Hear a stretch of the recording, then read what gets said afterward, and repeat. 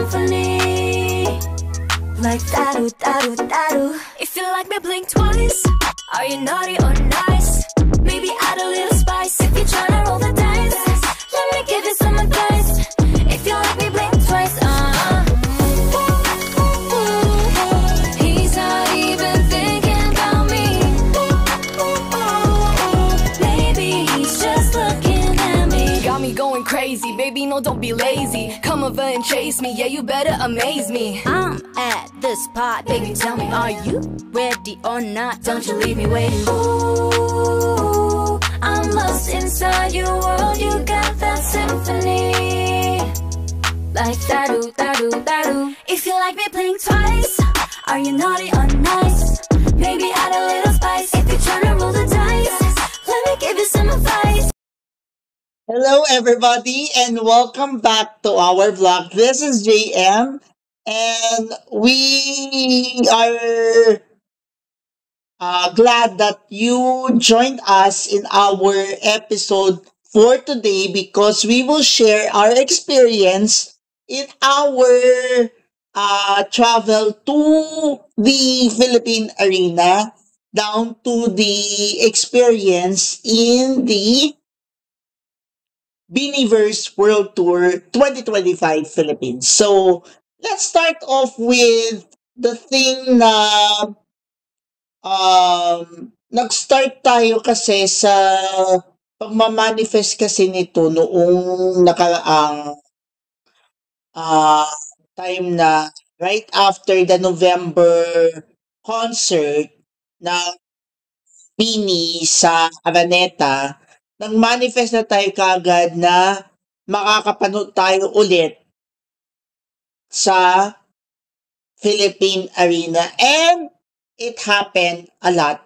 And it so happened na ang pinili natin ay general admission. Dati upper box tayo, ngayon medyo konting yun, parang konting, how could I say this, konting patutsada lang, or shall I say, konting awa lang, para makapanood tayo sa concert na to.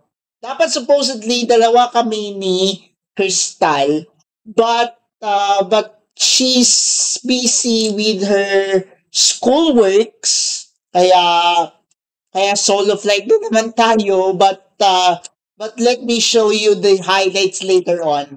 And then right there and then, nung time na tayo ay nakahanda na for the concert, saka naman lumitaw itong announcement na merong shuttle bus. And that's from Two Teen Tours. Yan. So, let me share with you my experience sa Two Teen Tours. Actually, Two Teen Tours is a remarkable tour guide shuttle service na talaga namang very memorable, very dedicated sa mga customers. And I'm one of those customers na makaka-recommend sa inyo na kung kayo ay fan na gustong ng shuttle bus, i-recommend ko sa inyo, most especially sa mga 18 na gustong manood ng May concert sa Philippine Arena, or I don't know, or dun sa upcoming na Aurora Music Fest. I highly recommend the Two Teen Tours, and I would give a shout out to my terminal manager na binigyan ako ng pagkakataon to be a shuttle representative. Shout out to Maven Apostol. Thank you, Carrot Mae, for being being accommodating, and if you want to try the Two Teen Tours, you need to go to visit the Facebook page of Two Teen Tours dahil nag-announce sila ng shuttle bus, ah basta shuttle bus 'yon na talaga namang sobrang sobrang ano, sobrang highly recommended talaga. And I want to thank Two Teen Tours na talaga namang sobrang, sobrang accommodating, sobrang dedicated sila sa customers, lalo na kapag magvo-volunteer ka as a shuttle representative.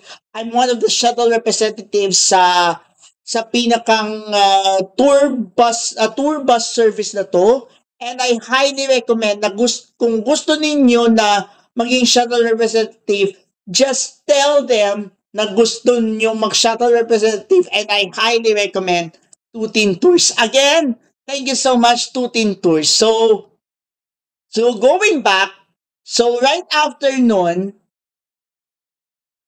talagang hype na hype tayo for the Biniverse concert. So for the highlights and our experience sa PH Arena, for the pre-concert bago yung pinakang concert experience mismo, watch this video. Watch the video clips, roll the clip, and enjoy my part 1 experience in Philippine Arena for the Biniverse World Tour.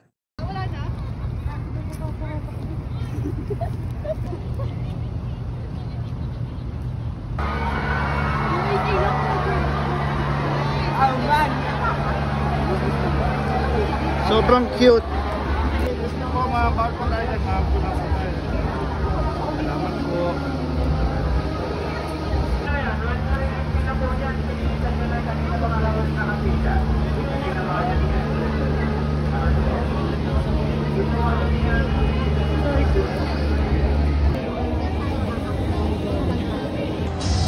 Dati, nasa documentary lang natin to. Ngayon, nandito na tayo sa Philippine Arena for the Biniverse World Tour Concert 2025.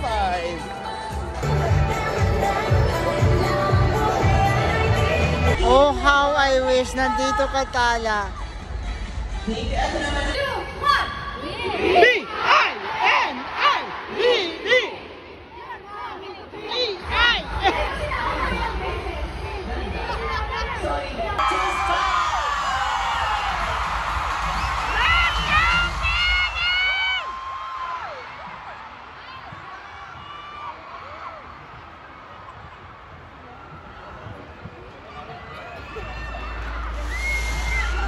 Welcome to the Philippine Arena, the largest indoor multi-purpose arena in the world.